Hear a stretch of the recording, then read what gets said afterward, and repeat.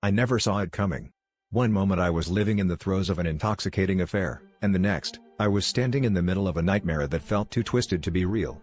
She was the woman who had turned my life upside down, her lure pulling me into a world of secrets and stolen kisses.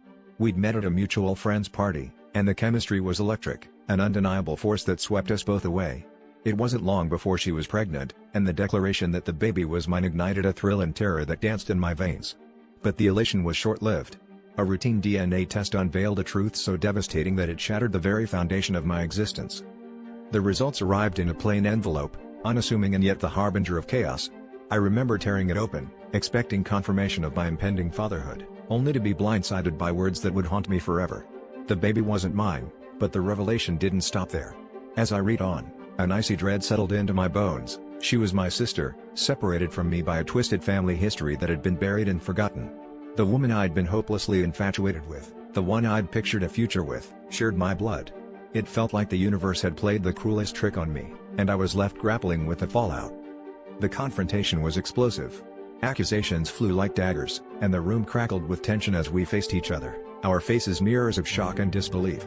She hadn't known either, a pawn in the same horrific game that had ensnared us both. Our parents had secrets, skeletons they'd locked away, never imagining they would claw their way into the light.